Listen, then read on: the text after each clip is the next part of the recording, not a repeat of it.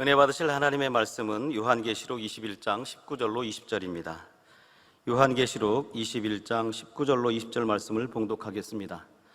그 성의 성곽의 기초석은 각색 보석으로 꾸몄는데 첫째 기초석은 벽옥이요, 둘째는 남보석이요, 셋째는 옥수요, 넷째는 녹보석이요, 다섯째는 홍마노요, 여섯째는 홍보석이요, 일곱째는 황옥이요, 여덟째는 녹옥이요, 아홉째는 담황옥이요, 열째는 비취옥이요, 열한째는 청옥이요, 열둘째는 자정이라.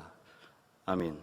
영상으로 준비된 임마누엘 성가대의 찬양과 니시 오케스트라 연주가 있은 후 당회자님의 영상설교 천국 35번째 새 예루살렘 4번째 제하의 말씀을 들으시겠습니다. 사랑하는 성도 여러분, 전 세계 및 전국의 지교회 성도 여러분, 지성전 성도 여러분, 전 세계 인터넷을 통해 예배 드리는 모든 성도 여러분, GCN 시청자 여러분, 지난 시간에 이어 새 예루살렘 12 기초석에 담긴 영적인 의미를 말씀드리겠습니다. 만일 여러분이 매주일 교회에 나올 때마다 진귀한 보석 2개씩을 얻을 수 있다면 여러분의 마음은 어떨까요? 너무나 기쁘고 감사하며 다음 주일이 몹시 기다려질 것입니다. 그런데 사실 저는 이 땅의 보석보다 훨씬 값진 천국의 보석을 얻는 방법을 여러분에게 숨김없이 알려드리고 있습니다. 지난 시간에는 넷째 기초석인 녹보석까지 말씀드렸죠. 각각의 보석에 담긴 영의 마음이 여러분의 마음에 이루어지면 그것이 곧 천국의 보석을 얻는 것이지요. 12개의 보석을 다 얻어서 꼭 새 예루살렘에 들어가는 성도님들이 되시길 주님의 이름으로 축원합니다. 사랑하는 성도 여러분, 새 예루살렘 성벽에 있는 5째 기초석은 홍마노입니다. 보통 붉은 줄무늬 마노로 불리는 것이 바로 이 홍마노이지요. 이 홍마노가 상징하는 영의 마음은 충성입니다. 만일 어떤 분야에서 자신이 맡은 것만 딱 해놓고 손을 뗀다면 이것은 충성이라 할 수가 없습니다. 자신이 맡은 것 이상을 감당할 때 충성이라 할 수가 있지요. 이처럼 자신이 맡은 것 이상을 감당하려면 결코 게으름을 피울 수가 없을 것입니다. 매사에 최선을 다하고 열심을 해야 하지요. 그래야 자신이 맡은 것은 물론 그 이상의 일까지 할 수 있게 됩니다. 자, 예를 들어 급여를 받는 일꾼이 자기 업무를 잘 감당했다면 이를 충성했다 할 수가 있을까요?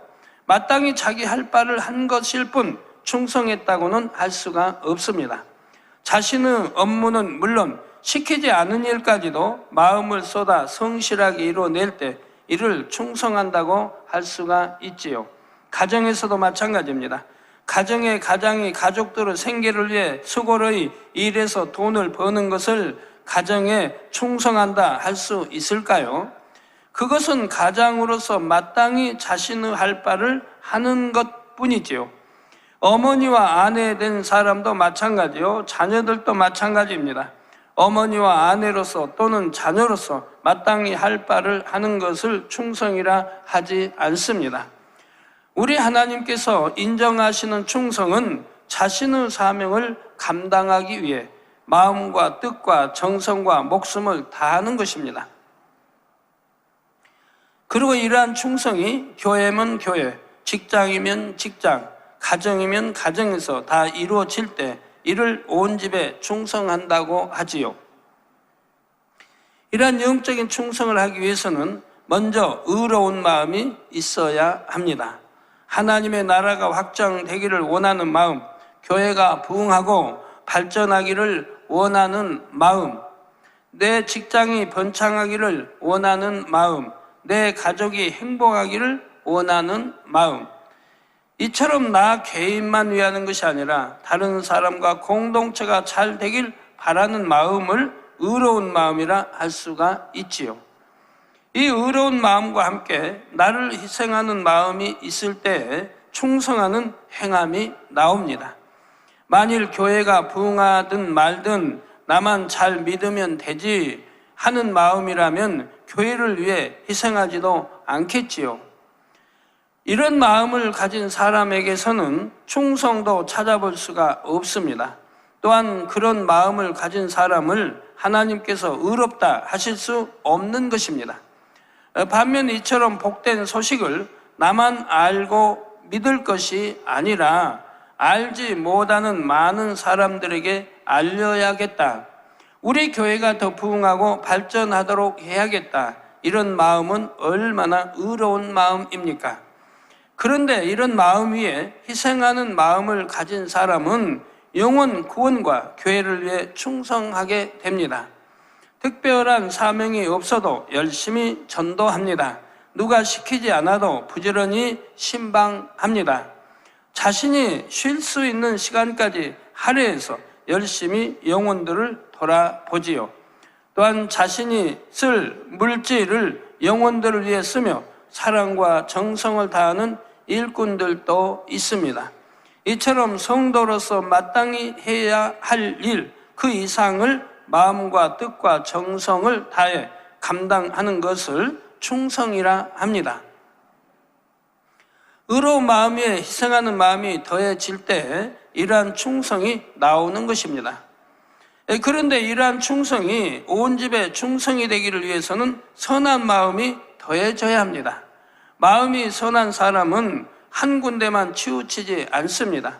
예전에는 혹 모르고 소홀했던 분야도 마음에 선이 임하면 그것이 마음에 걸리기 때문입니다. 예를 들어 교회에서 서너 가지 사명을 맡았다면 각각의 사명에는 나름대로 경중이 있지요. 대개 자신이 머리로서 섬기는 사명을 가장 중하게 여길 수 있습니다. 자신이 일반 회원으로 몸담고 있는 다른 사명과 모임보다 더 우선이 되지요. 그런데 이처럼 여러 사명을 맡았어도 선한 마음을 가진 사람은 그 모든 분야에 충성하게 됩니다. 나는 A 모임의 머리니까 B 모임에 못 가도 이해해 주겠지 하고 소홀하게 넘기지 않습니다. 자신이 B 모임에 못 가는 것을 당연하게 생각하지 않는 것입니다. 마음이 선한 사람은 B 모임의 사람들이 자신을 이해해 주느냐 안 해 주느냐가 중요한 것이 아니지요. 마음속의 선으로 인해 B 모임에도 소홀해서는 안 됨을 스스로 느끼는 것입니다. 그래서 설령 B 모임에 가지는 못한다 해도 B 모임의 일원으로서 충분한 도리를 하는 마음씀을 보이게 되지요. 이는 마음에 쌓인 선의 분량에 따라 달라집니다. 마음에 선함이 적으면 자신이 소홀한 분야가 마음에 걸리지도 않습니다. 마음에 걸리기는 하지만 그냥 지나쳐 버리는 경우도 있지요. 여러분 예배에는 충성하십니까?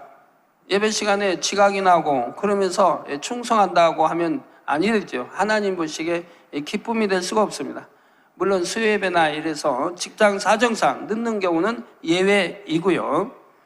그런데 매우 선한 사람은 마음에 걸리는 일은 그냥 무시하거나 지나치지 않습니다.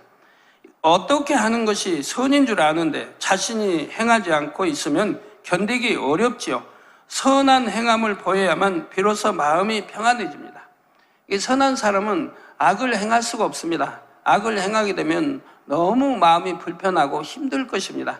그래서 아예 악을 행할 생각 자체도 또 마음속에 악이 없으니까 그런 생각 자체도 들지를 않는 것이고요. 악한 사람이 악을 바랄 때 시원한 것처럼 선한 사람은 선을 행해야만 시원하죠.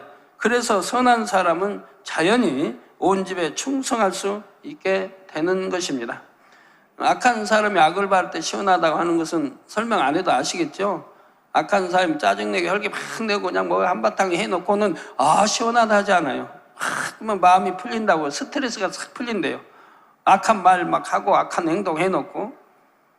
자, 선한 사람은 직장과 가정에서도 자신이 마땅히 할 바를 하지 않으면 이내 마음에 걸립니다.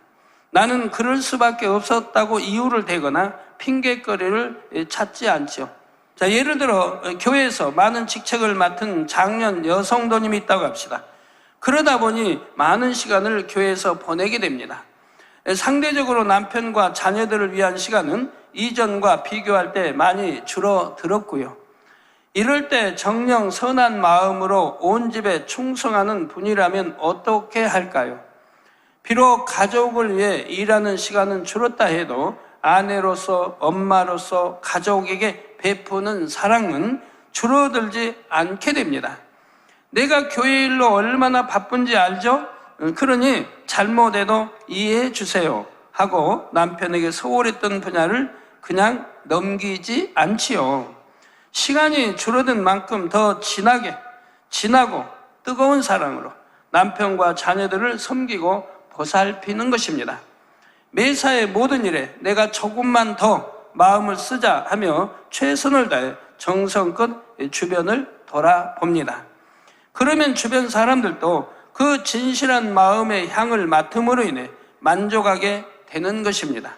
진실한 선과 사랑을 느낌으로 인해 오히려 이해하고 도와주려 하지요.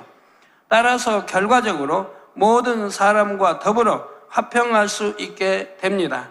이것이 바로 선한 마음으로 온 집에 충성하는 것입니다. 하나님께서는 민수기 12장 7절에 모세에 대해 그는 나의 온 집에 충성됨이라 하셨습니다. 온 집에 충성된다고 하나님이 인정해 주셨습니다. 그러면 그 인정하기까지 달게 과연 하나님과의 어떠한 사이가 됐습니까? 그냥 온 집에 충성한다라고만 하나님 말씀했나요? 온 집에 충성한 자라고 하나님이 인정하신 모세는 하나님과 대면하여 말할 수가 있었습니다.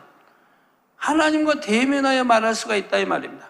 하나님과 대면하여 말한 사람이 구약이나 신약에 몇 명이나 있겠습니까? 물론 아브라함이 있었습니다. 그 외에도 에녹도 있었고 사도 바울도 우리 주님의 음성을 들으며 했었고요. 온 집에 충성된 자이기 때문에 하나님과 대면하여 말할 수 있었던 것이라 이 말입니다. 그래서 하나님의 뒷모습, 옷자락도 볼 수가 있었고요. 모세가 하나님께 받은 사명은 애굽에서 종노릇하는 이스라엘 백성들을 가나안 땅으로 인도하는 것이었지요. 모세로서는 이 사명을 맡는다는 것이 참으로 어려운 일이었습니다. 애굽의 백성을 죽이고 도망쳐 나왔기에 돌아가면 붙잡혀서 어떤 형벌을 받을지 모릅니다. 또한 40년 동안이나 광야에서 양을 쳤던 모세로서 이 큰 사명을 맡을 자신감이 없었기 때문이지요. 그러나 모세는 하나님의 명에 순종하여 너무도 충성되게 감당했습니다. 출애굽한 이스라엘 백성은 장정만 60만 명이요 어린이와 노인, 여자까지 합하면 200만 명이 좋게 넘는 수이지요. 이 많은 백성들은 마치 철없는 어린 아이처럼 툭 하면 모세에게 불평했고 때론 대들기까지 했습니다. 그럼에도 모세는 끝까지 믿음과 사랑으로 그들을 가나안 땅으로 인도했던 것입니다. 한 번은 백성들이 크게 범죄함으로 인해 하나님께서 그들을 진멸하고 모세의 자손으로 큰 나라를 이루겠다 하셨지요. 이때 모세는 어떻게 반응했을까요? 지금까지 최선을 다했어도 이렇게 되었으니 나도 어쩔 수 없다고 생각했을까요? 아닙니다. 마치 자신이 잘못한 듯 하나님께 회개하며 용서를 구했지요. 그리고 백성을 구원하기 위해 자신의 생명을 담보로 하는 간절한 기도를 올렸습니다. 바로 출애굽기 32장 31절에서 32절에 보면 슬프도소이다. 이 백성이 자기들을 위하여 금신을, 즉 금으로 신을 만들어 싸우니 큰 죄를 범하였나이다. 작은 죄도 아닌 큰 죄를 범하였나이다. 그러나 합의하시면 이제 그들의 죄를 사하시옵소서. 그렇지 않사오면 원컨대 주의 기록하신 책에서 내 이름을 지워버려 주옵소서 했습니다. 자기 생명을 담보로 백성들의 죄를 사해 주기를 지금 구하고 있는 것입니다. 여기에서 주의 기록한 책이라면 이제 바로 생명책을 말하는 것이고요. 모세는 이처럼 맡은 사명을 감당하기 위해 마음과 뜻과 정성을 다하고 목숨까지 바칠 수가 있었습니다. 바로 이러한 충성된 마음을 하나님께서는 홍마노라는 보석의 빛깔로 나타내신 것입니다. 사랑하는 성도 여러분, 여섯째 기초석은 홍보석입니다. 여기서 홍보석은 홍옥수나 루비처럼 진한 붉은 빛이 나는 보석을 가리킵니다. 저는 1982년도에 교회 개척을 위해 기도하다가 환상으로 천국의 홍보석을 본 적이 있습니다. 함께 기도하던 몇몇 분들도 보았고요. 또 그 몇몇 분들이 영안이 열려서 보는 분들이었습니다. 그때 보았던 홍보석은 제 주먹보다는 조금 작으면서 동그란 모양이었습니다. 핏빛처럼 아주 붉으면서도 매우 투명하여 속이 들여다 보였지요. 굉장히 밝은 광채가 났고 너무 아름답게 느껴졌습니다. 계시록 강의를 풀어받을 때 이 홍보석에 담긴 영적인 뜻을 알게 되었죠. 1989년 7월 27일이었습니다. 바로 홍보석은 열심을 뜻하고 뜨겁게 사명을 감당한 자, 정성을 다한 자에게 주시는 것이라 했습니다. 이렇게 풀어주시는 말씀을 들으며 저는 하나님을 만난 이후에 제 마음을 돌아보았지요. 하나님의 나라와 의를 이루게 제 마음과 뜻과 정성과 목숨을 100% 다 바치기 원하는 마음이었습니다. 저는 하나님 나라와 의를 위해서라면 전도 개척 때도 지금도 변함없이 참 해왔습니다. 제가 아무리 어려움을 뼈를 깎는 고통을 당한다 해도 하나님 나라를 위해서라면 주저없이 믿음을 가지고 해 나왔던 것입니다. 홍보석에는 열심과 정성 그리고 하나님의 나라와 의를 이루기 위한 열정적인 사랑이 담겨 있습니다. 그러면 이 홍보석 같은 뜨거운 마음으로 하나님의 나라에 헌신한 인물로는 성경에서 대표적으로 누구를 들 수 있을까요? 바로 사도 바울을 들 수가 있습니다. 사도 바울은 주님을 만난 이후로 그 생명이 끝날 때까지 변함없이 주님을 사랑하는 행함을 보였지요. 이방인의 사도로 부름받아 1차, 2차, 3차에 걸친 전도 여행을 통해 많은 영혼을 구원하며 여러 교회를 세웠습니다. 그리고 전국엔 로마에서 순교당하기까지 쉼없이 예수 그리스도를 증거했지요. 사도 바울의 선교 여행 거리는 약 13,400 항공마일로 뉴욕, 한국 간 왕복 거리, 항공마일이란 직선 거리이므로 실상은 이보다 더 많이 다녔습니다. 바로 사도 바울은 걸어서 한국에서 뉴욕까지 왕복하는 그 거리의 전도 여행을 했다 이 말입니다. 그러니까 그의 생은 그냥 걸어 다니며 전도하는 것이 대부분을 보냈어요. 사도 바울이 이방인의 사도로서 걸었던 길은 너무도 고되고 험난한 길이었습니다. 생명을 잃을 수도 있는 여러 위험이 있었고 유대인들의 회방과 핍박도 끊임없이 따랐지요. 매를 맞고 감옥에 갇히기도 하고 탄대가 파손한 적도 3번이나 있었습니다. 또한 잘 자지 못함은 물론이요, 줄이고 목마르며 추위와 더위를 당했습니다. 사람으로서는 견디기 힘든 많은 고난이 늘 전도 여행 중에 동반했던 것입니다. 그런데도 사도 바울은 그 길을 택한 것을 한 번도 후회하지 않았습니다. 어렵다, 잠시만 쉬고 싶다는 생각이 순간 스쳐간 적도 없었지요. 마음이 요동하거나 두려웠던 적도 없었고요. 자신이 그처럼 어려움을 당하면서도 항상 교회와 성도들을 위한 염려가 앞섰습니다. 바로 고린도후서 11장 28절에서 29절에 이 외의 일은 고사하고, 이 많은 역경, 고난, 시험, 환난, 이런 이 외의 일은 고사하고 오히려 날마다 내 속에 눌리는 일이 있으니 곧 모든 교회를 위하여 염려하는 것이라. 저 모든 교회를 위하여 염려하는 것이 너무너무 승했다 이 말입니다. 누가 약하면 내가 약하지 아니하며 누가 실족하게 되면 내가 애타하지 않더냐 하고 고백한 대로이지요. 사도 바울은 영혼 구원을 위해 이처럼 뜨거운 열심과 정성을 보이기를 자기 생명을 버리기까지 했던 것입니다.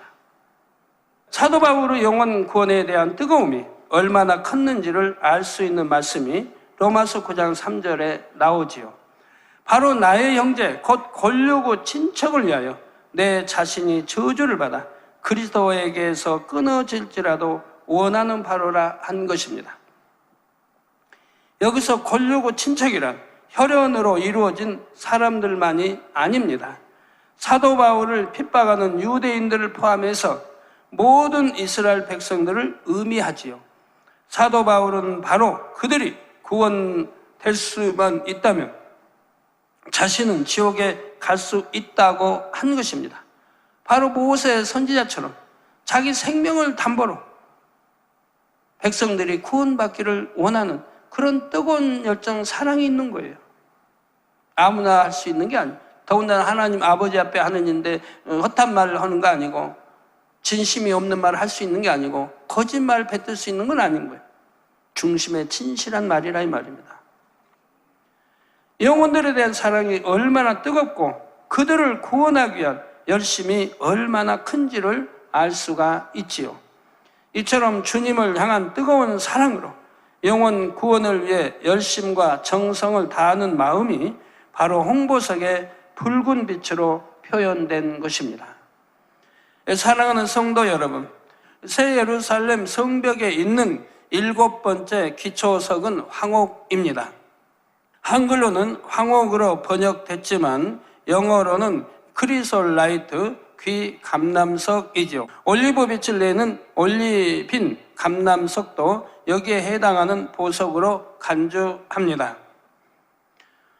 그런데 예전에도 말씀드렸지만 천국의 보석은 이 땅의 보석과 비교할 수 없을 정도로 아름답고 훨씬 찬란한 빛을 발하지요. 따라서 자료 화면의 보석과 실제 천국의 보석은 아무래도 차이가 납니다. 단 계시록을 기록한 사도 요한도 자신이 영안으로 보았던 천국의 보석들과 가장 닮은 보석의 이름을 기록했지요.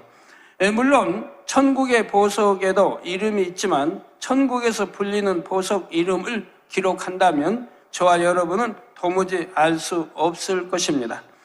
그나마 이 땅의 보석 중에서 닮은 보석의 이름으로 기록해 놓았기에 대략 이해할 수 있는 것이지요. 따라서 자료 화면에 보석들을 보실 때 보석의 빛깔만 참고하시면 됩니다. 그리고 아버지 하나님께서 그 보석에 진정 담고 싶으셨던 영의 마음이 무엇인지를 이해하면 되지요. 그러면 7번째 기초석 황옥이 상징하는 영의 마음은 무엇일까요? 자비입니다. 자비는 사전에 남을 깊이 사랑하고 가엾게 여기는 마음이라 정의되어 있습니다. 그러면 우리 하나님께서 풀어주신 자비의 영적인 뜻은 무엇일까요? 사람으로서는 도저히 이해할 수 없는 사람도 진리 안에서 능히 이해하는 마음, 사람으로서는 용서할 수 없는 사람도 진리 안에서 능히 용서하는 마음입니다. 진리 안에서 이해하고 용서한다는 것은 선으로 이해하고 사랑으로 용서한다는 뜻이지요. 어떤 사람이라도 선으로 이해할 수 있고 사랑으로 포용할 수 있는 마음이 바로 황옥이 상징하는 자비입니다. 이러한 자비가 마음에 임한 사람은 편견이 없습니다. 누구는 이래서 좋고 누구는 저래서 싫다 하지 않는 것입니다. 그래서 싫은 사람도 없고 미운 사람도 없지요. 걸리거나 불편한 사람도 없습니다. 물론 원수도 없지요. 모든 것을 아름답게만 보려 하고 좋게만 생각하려 하기 때문입니다. 모든 것을 넉넉하게 포용해 버립니다. 그래서 설령 명백히 드러난 큰 죄를 지은 사람을 대할 때도 오직 긍휼히 대하게 되지요. 죄는 미워하되 그 사람은 미워하지 않고 도리어 이해해주며 포근히 감싸주는 마음이 바로 자비인 것입니다. 이러한 자비의 마음을 느낄 수 있는 성경 사례로는 누구를 들 수 있을까요? 자비가 가장 승한 분은 단연 우리 예수님이시지요. 물론 예수님의 마음에는 12 보석의 마음이 모두 임해 있지요. 그 중에서 자비에 해당하는 마음이 어떻게 나타났는지를 말씀드리겠습니다. 먼저 자신을 팔자인 가룟 유다에게 나타내신 마음이 바로 자비에 해당하지요. 예수님께서는 가룟 유다가 자신을 팔자임을 이미 알고 계셨습니다. 그럼에도 저는 나를 배신할 자다 하고 배쳐가며 멀리 하신 것이 아닙니다. 마음으로도 싫어하거나 미워하지 않으셨지요. 끝까지 사랑하심으로 그가 깨닫고 돌이킬 기회를 주셨습니다. 바로 이 마음이 자비에 해당하는 것입니다. 예수님께서는 십자가에 못 박히셨을 때도 누구를 원망하거나 미워하지 않으셨지요. 오히려 자신을 해하는 사람들을 위해 중복 기도를 하셨습니다. 바로 누가복음 23장 34절에 아버지여 저희를 사하여 주옵소서 자기의 하는 것을 알지 못함이니이다 하셨던 것입니다. 이처럼 도무지 용서할 수 없는 사람도 능히 용서하는 마음이 바로 자비이지요. 초대교회 스데반 집사에게도 바로 이와 같은 자비의 마음이 있었습니다. 스데반은 비록 평신도였지만 은혜와 권능이 충만했습니다. 악한 사람들은 이러한 스데반을 급기야 돌로 쳐 죽입니다. 그런데 스데반은 돌에 맞아 죽어가면서도 오히려 그들을 위해 기도했습니다. 아무 잘못 없이 돌에 맞아 죽어가면서도 저들을 위해 돌로 치는 저들을 위해 기도한 것을 볼 수가 있습니다. 사도행전 7장 60절에 무릎을 꿇고 크게 불러 가로되 주여 이 죄를 저들에게 돌리지 마옵소서 이 말을 하고 자니라 한 것입니다. 잔다고 하는 것은 영적으로는 구원받았다는 뜻이고요. 육적으로는 죽음을 말하고 있는 것입니다. 스데반이 자신을 죽이는 사람들을 위해 이처럼 기도했다는 것은 이미 그들을 용서했다는 증거이지요. 마음에 어떤 미움도 없었고 오히려 그들을 불쌍히 여기는 자비의 열매가 온전히 맺혀 있음을 나타냅니다. 그런데 성도님들은 혹여 미운 사람이 있습니까? 가족 중에서든 믿음의 형제 중에서든 직장 동료 중에서든 싫은 사람이 있는지요? 저 사람은 나하고 마음이 안 맞아서 저 사람은 항상 나를 반대하니까 싫다 이렇게 싫어서 멀리하는 사람이 있는지요? 내 생명을 해하려는 것도 아닌데 이런저런 이유로 싫어하고 미워한다면 자비의 마음과 얼마나 거리가 있겠는지요? 어떤 미운 사람도 싫은 사람도 없고 모든 사람을 이해하며 포용하고 선대할 수 있는 마음이 되어야 합니다. 그렇게 된다면 먼저 여러분 자신이 얼마나 행복하겠는지요. 이처럼 아름다운 자비의 마음을 아버지 하나님께서는 황옥이라는 보석의 빛깔로 나타내 주신 것입니다. 사랑하는 성도 여러분, 이제 새 예루살렘 성벽의 8번째 기초석인 노곡에 대해 말씀드리겠습니다. 노곡은 영어로는 베릴이라는 보석으로 연한 청록색의 녹주석에 해당합니다. 그러면 노곡이 상징하는 영의 마음은 무엇일까요? 하나님 나라와 의를 이루기 위해 범사에 오래 참는 것을 의미합니다. 그런데 여기서 말하는 오래 참음이란 힘들게 억지로 눌러 참는 것이 아니지요. 어떤 사람들은 이를 악물고 참기도 하고 주먹을 불끈 쥐고 몸을 부르르 떨면서 참기도 합니다. 분노, 혈기, 원망, 탄식, 미움 등이 마음에서부터 올라오지만 표현하지 않으려고 눌러 참기도 합니다. 하나님께서 우리에게 원하시는 오래 참음은 이런 것이 아닙니다. 악이 없고 오직 선만 가득하여 참음이라는 단어 자체도 필요 없는 그런 참음을 원하시지요. 바로 하나님이 우리에 대한 오래 참음이 그런 참음입니다. 베드로후서 3장 9절에 보면 주의 약속은 어떤 이유 더디다고 생각하는 것 같이 더딘 것이 아니라 오직 너희를 대하여 오래 참으사 아무도 멸망치 않고 다 회개하기에 이르기를 원하시느니라 했습니다. 악이 없고 선과 사랑만 가득하면 사실 참음이라는 자체가 필요 없습니다. 믿음으로 소망 가운데 평안한 마음으로 기다리는 것이지요. 이것을 우리 사람 편에서 이해할 수 있도록 오래 참음이라 표현하신 것입니다. 갈라디아서 5장에 성령의 열매 중에 오래 참음이나 고린도전서 13장 사랑장의 오래 참음도 모두 하나님께서 원하시는 차원의 오래 참음에 해당합니다. 그런데 성령의 열매의 오래 참음이 더 큰 의미로 사랑장의 오래 참음을 포함하지요. 사랑장의 오래 참음은 개인적으로 상대를 사랑하기 위해 참는 것입니다. 반면 성령의 열매 중에 오래 참음은 개인적인 차원을 넘어 더 포괄적입니다. 곧 하나님 나라와 의를 이루기 위해 범사에 오래 참는 것이지요. 바로 노곡에 담긴 오래 참음이 성령의 열매 중에 오래 참음과 같습니다. 그런데 하나님의 나라와 의를 이루기 위한 오래 참음은 크게 세 가지로 나눌 수가 있습니다. 첫째로 하나님과 우리 사이의 오래 참음이 있습니다. 하나님께서 주신 약속이 이루어지기까지 오래 참아야 합니다. 우리 아버지 하나님은 신실하신 분이지요. 한 번 하신 말씀은 반드시 실행하시며 변함이 없으십니다. 따라서 하나님께 어떤 약속을 받았다면 그것이 이루어지기까지 오래 참아야 합니다. 하나님께서는 언제 축복을 줘야 가장 좋을지까지도 아시기 때문이지요. 또한 우리 편에서 하나님께 무엇을 구했다면 응답이 올 때까지 오래 참아야 합니다. 마가복음 11장 24절에 그러므로 내가 너희에게 말하노니 무엇이든지 기도하고 구하는 것은 받은 줄로 믿으라. 그리하면 너희에게 그대로 되리라 하셨지요. 우리 예수님께서는 이처럼 무엇이든지 기도하는 것은 받은 줄로 믿으라 말씀하셨습니다. 무엇이든지 기도하는 것은 받은 줄로 믿으라.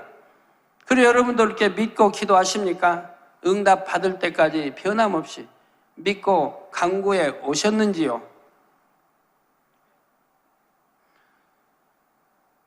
하나님 말씀은 행한 대로 심은 대로 거둔다 했습니다. 여러분이 행한 대로 심은 대로 반드시 거두는 겁니다. 기다림도 필요합니다. 어떤 분은 하나님이 심은 대로 바로 주시기도 하고, 어떤 분은 누르고 온 대로 넘치도록 주시기도 하고, 어떤 분은 30배, 60배, 100배로 주시기도 합니다. 반드시 주십니다. 물론 기도하는 분이 참음이 필요하죠. 왜 나는 심은데 응답이 오지 않을까? 어떤 사람은 응답을 척척 받아가는데 응답 오지 않은 것도 감사한 일이죠. 왜? 하나님이 보실 때 아직 때가 아니기 때문이고 지금 주어서는 아니 되기 때문이죠. 아니 주신다는 것이 아니라 반드시 주시는데 지금 주어서는 아니 되기 때문인 것입니다. 왜? 변화되기를 원하시죠. 영혼이 잘 되기를 원하신다 이 말입니다. 영혼이 잘 되어서 주시기를 원하신다 이 말입니다. 그래야 잘못되는 일이 없어지는 것이라 이 말입니다. 욕심이 돼도 안 되고 잘못되어지니까. 그래서 영혼이 잘 되기를 기다리시는 것이 많이 있다 이 말입니다. 그래서 여러분이 영혼이 잘 되어지는에 따라서 또 주시기도 하고 또 영혼이 잘 되어서 주시기도 하는 것을 볼 수가 있습니다. 그러나 대부분 영혼이 잘 되어지는 만큼 따라서 주시는 것을 볼 수가 있습니다. 그런데 혹 이런 말씀을 하는 성도가 있습니다. 나는 열심히 철회하고 금식도 했는데 응답을 못 받았어요 하고 불평하는 것이죠. 이는 농부가 씨를 심어 놓고 곧바로 열매가 맺히지 않는다고 해서 땅을 헤집어 버리는 것과 같습니다. 씨를 심었으면 싹이 나고 자라나 꽃이 피고 열매를 맺기까지 오래 참아야 하지요. 그렇다고 그냥 기다리기만 하면 될까요? 농부가 씨를 뿌려놓고 저 도시로 가서 몇 달 있다가 와서 이제 그 씨 뿌린 것이 얼마나 자랐나 보면 될까요? 그렇게 해가지고는 거둘 수가 없는 것입니다.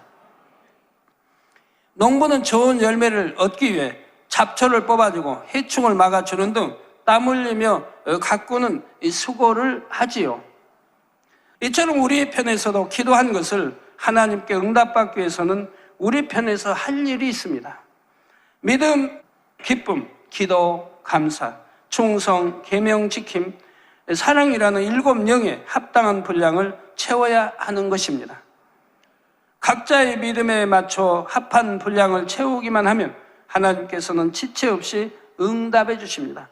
우리가 이렇게 채우는 이러한 것들은 농사 짓는 거에 비교해서 너무 수월합니다. 농사는 땀 흘리고 얼마나 힘들게, 아프도 병원에 한번 뭐 옛날에 병원이 있나요? 뭐 약이 제대로 있나요? 끙끙 앓으면서도 일을 해야 돼요. 이처럼 하나님에 대한 오래 참음의 시간은 온전한 응답을 받기 위한 시간임을 알아 더욱 기뻐하고 감사할 수 있기를 바랍니다. 둘째로 사람 사이에 오래 참음이 있습니다. 사랑장의 오래 참음이 여기에 해당한다고 볼 수가 있지요. 데살로니가전서 5장 14절 후반절에 보면 마음이 약한 자들을 안위하고 힘이 없는 자들을 붙들어주며 모든 사람을 대하여 오래 참으라 했습니다. 사람 사이의 모든 관계 속에서 어떤 상대라도 사랑하기 위해서는 오래 참음이 필요한 것입니다. 어떠한 사람이라도 믿어주고 참아주며 잘 될 것을 바라봐 주려면 오래 참아야 하지요. 내가 기대했던 것과 반대로 행동해도 그 모든 것을 견딜 수 있어야 합니다. 이해해주고 감싸주며 용서해주고 양보해주며 오래 참아야 하는 것입니다. 전도를 잘하시는 분들을 보면 이런 오래 참음이 많이 임해 있습니다.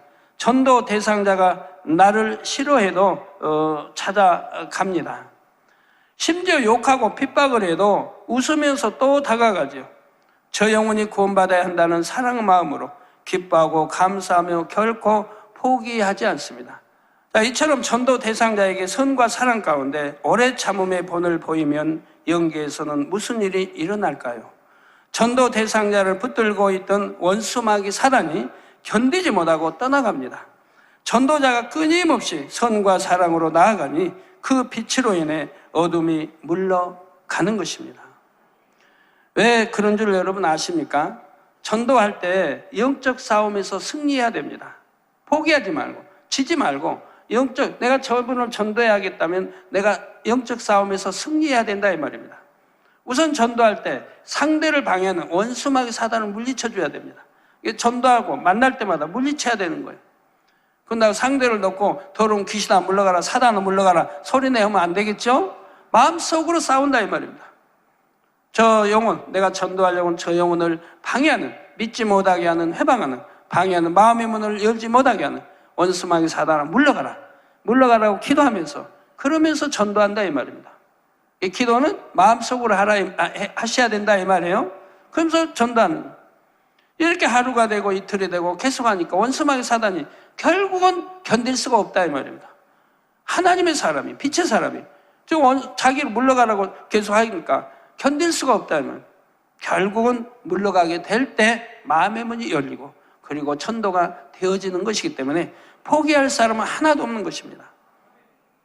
자, 그러면 전도 대상자도 마음의 문이 열려 결국 원수마귀도 물러가고 영적 싸움을 승리하면 마음의 문을 여는 거예요. 그 마음의 문이 열리고 복음을 받아들여 구원에 이를 수가 있습니다. 이제 셋째로 자신의 마음을 개조하기 위한 오래 참음이 있습니다.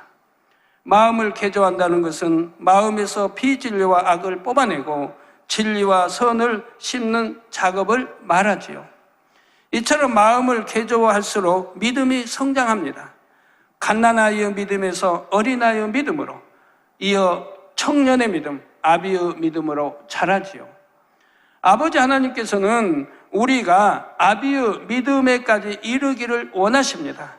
바로 그것이 하나님께서 진정 원하신 참 자녀의 믿음이고요. 이처럼 장성한 믿음의 분량에 이르기까지는 마음을 개조하는 작업이 꼭 있어야 하지요. 마음을 개조하는 작업은 밭을 개간하는 과정과 비슷합니다. 돌을 골라내고 잡초를 뽑아내야 하지요. 때에 따라 흙을 갈아엎어 줘야 하고요. 그래야 좋은 밭이 되어 무엇을 심더라도 잘 자라서 열매를 맺는 것입니다. 사람의 마음도 마찬가지지요. 마음 안에서 악을 발견하여 벗어버리는 만큼 좋은 마음밭이 됩니다. 그래야 하나님의 말씀의 씨가 심겨질 때 싹을 내고 잘 자라나 열매를 맺게 되지요. 그런데 밭을 개간할 때 힘쓰고 애쓰며 땀 흘리는 수고를 해야 하듯이 마음밭을 개간할 때도 마찬가지입니다. 힘쓰고 애써 간절하게 부르짖어 기도해야 합니다. 그럴 때 성령은 능력을 받아 묵은 땅과 같은 육의 마음이 개간되지요. 이 과정이 그리 쉬운 것은 아닙니다. 그래서 많은 사람들이 힘들어하고 때론 낙심하며 좌절하기도 하지요. 그러므로 여기에도 오래 참음이 필요한 것입니다. 자신의 변화가 더디게 보일지라도 낙심하거나 포기하지 말아야 하지요. 자신을 위해 십자가에 못 박혀 죽으신 주님의 사랑을 되새김으로 다시금 힘을 내어 마음밭을 개간해 나가야 합니다. 또한 마음밭을 온전히 개간했을 때 주시는 하나님의 사랑과 축복을 바라보며 더욱 감사함으로 읽어가야 하지요. 그러므로 성도님들은 자기 자신에게도 오래 참을 수 있기를 바랍니다. 아무 노력도 없이 언젠가는 되겠지 하고 무작정 기다리라는 말씀이 아니지요. 예를 들어 올해 밭을 다 개간하지 못해 좋은 소출을 내지 못했다 해도 열심히 수고한 만큼은 거뒀을 것입니다. 그러면 그것에 감사하고 또 내년을 기약하면 되지요. 앞으로 더 잘 개간해서 더 좋은 열매를 맺어야지 하고 다시 소망 가운데 달려가면 되는 것입니다. 이렇게 마음을 개조하기 위한 오래 참음도 힘들게 억지로가 아니라 기쁨과 감사함으로 할 수가 있습니다. 모든 성도님들이 이러한 오래 참음으로 꼭 옥토 같은 마음을 가진 참자녀로 변화되시길 주님의 이름으로 축원합니다. 결론을 말씀드립니다. 사랑하는 성도 여러분, 이런 보석 같은 마음들이 하나씩 여러분의 마음에 알알이 맺힌다면 얼마나 행복할까요? 그야말로 마음이 천국이지 않겠는지요. 여러분이 오래 참음 가운데 말씀을 붙잡고 기도하며 노력해 나가면 이 땅에서도 얼마든지 천국을 느낄 수가 있습니다. 신실하신 하나님께서 은혜와 능력을 주시고 성령께서 도와주시기 때문이지요. 믿음으로 소망 가운데 새 예루살렘을 바라보며 힘차게 나아가는 모든 성도님들이 되시길 주님의 이름으로 축원합니다. 아멘. 들으신 말씀 상고하시면서 함께 기도하겠습니다. 아버지 하나님, 오늘은 새 예루살렘 12기초석 중 홍만우, 또 홍보석, 황옥, 노곡이 남긴 충성과 열심, 자비와 오래 참임의 의미에 대해서 들었습니다. 귀하신 말씀 마음에 새겨서 우리도 어떠한 상황 가운데서도 아버지 나라를 먼저 생각하고 내가 아닌 우리 모두가 잘 되기를 바라는 마음으로 언제나 어디서나 누구에게나 변함이 없이 이러한 충성과 열심과 자비와 오래 참음의 열매로 빛을 발하는 모든 만민이 되게 축복해 주시옵소서. 감사드리옵고 예수 그리스도 이름으로 기도하옵나이다. 아멘. 영상을 통하여 당의자임의 환자를 위한 기도를 받겠습니다. 아프신 분들은 아픈 곳이나 연약한 곳에 손을 얹고 기도받으시고, 아프지 않으신 분들은 가슴에 손을 얹고 마음의 소원을 위해 믿음으로 기도받으시기 바랍니다.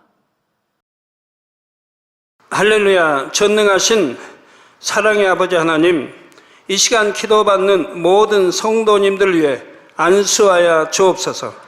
GCN 방송 시청자들이 인터넷과 화상을 통해 기도받는 지교회와 지성전, 그리고 전 세계 하나님의 자녀들 위에도 시공간을 초월하여 역사하여 주시기를 원합니다. 믿어지는 믿음을 주시고 부정적인 생각과 의심의 세력을 물리쳐 주옵시며 모든 시험 환난도 물리쳐 주옵소서. 머리부터 발끝까지 오장육부, 뼈, 마디마디, 온몸의 신경, 조직, 세포 등 아픈 곳마다 성령의 불로 태우시고 근본의 빛으로 역사하여 주옵소서. 예수 그리스도의 이름으로 명하노니 원수마귀 사단, 모든 질병, 균, 연약함아 물러가라. 빛이 임하라. 모든 불치, 난치병도 성령의 불로 태워 깨끗게 하여 주옵소서. 말라리아를 비롯한 모든 풍토병도 물리쳐 주옵소서. 감기, 기침, 열, 몸살, 독감 등 각종 유행성 질병도 다 물러가라. 어떠한 유행성 질병, 균도 틈타지 않게 지켜 주옵소서. 위암, 폐암, 간암, 유방암, 자궁암, 대장암, 피부암 등 각종 암과 에이즈, 백혈병, 뇌졸중, 고혈압, 저혈압, 심장병, 폐병, 위장병, 당뇨, 부인병, 피부병, 갑상선 질환과 모든 염증도 깨끗게 하여 주옵소서. 소아마비, 중풍, 관절염, 디스크도 온전케 하여 주옵소서. 요통, 두통, 신경통을 비롯한 모든 통증은 사라질지어다. 간질, 자폐증, 우울증, 조울증, 노이로제 등 모든 정신질환도 물러가라. 모든 마비된 것도 풀어지고 일어나 걷고 뛸지어다. 눈도 잘 보이게 하옵시고 귀도 잘 들리게 하여 주옵소서.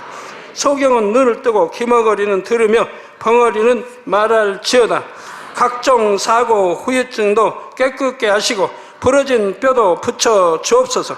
화상 입은 것도 온전케 하옵시고 화기암 물러가라. 열도 물러가라. 아버지 흉터 나지 않게 역사해 주시기 원합니다. 마약을 비롯하여 각종 약물과 독극물 중독도 깨끗함을 입을지어다. 죽은 신경과 세포가 살아나며 죽은 자도 살아나게 하여 주옵소서. 잉태의 축복도 주시기를 원합니다. 잉태의 축복을 받으라. 예수 그리스도의 이름으로 명하노니 원수마귀 사단아, 하늘 공중 곳에 잡은 악의 영들아 물러가라. 그의 사자들도 물러갈지니라. 이 땅의 악한 영, 더러운 영, 거짓되고 간사한 영, 의간질하고 미혹하는 모든 어둠들은 물러가라. 모든 흉악의 결박을 풀고 어둠아 물러가라. 빛이 임하라. 아버지 하나님, 부르짖어 기도할 수 있는 능력을 주시고 죄를 버리고 성결될 수 있는 능력을 주옵소서. 영원히 잘됨같이 범사에 잘되게 하시고 가정의 복음화도 이루어 주시기를 원합니다. 한 주간도 모든 사고와 재앙으로부터 지켜주시고 불통이 없는 형통한 삶을 살 수 있도록 축복해 주옵소서. 성령의 불담으로 천군 천사와 주님의 불꽃 같은 눈동자로 모든 하나님의 자녀들과 가정, 일도, 사업들을 지켜주시기를 원합니다. 학생들에게 지혜와 명철을 더하시고 공부할 수 있는 뜨거운 마음과 열정도 더하여 주옵소서. 마음과 생각을 세상에 빼앗기지 않도록 지키시고 하나님을 뜨겁게 사랑하는 학생들로 축복하여 주옵소서. 하나님의 자녀들이 먹으나 마시나 입으나 무엇을 하든지 하나님 앞에 영광 돌리는 삶이 되게 축복하여 주시기를 원합니다. 나는 하나님을 만났노라, 체험했노라, 응답 받았노라, 축복 받았노라 간증하는 입술이 되게 역사하여 주옵소서. 아버지 하나님 감사합니다. 홀로 영광 받으옵소서. 우리 주 예수 그리스도의 이름으로 기도하옵나이다. 아멘. 涙の中おらる主愛の主それは命与える救いの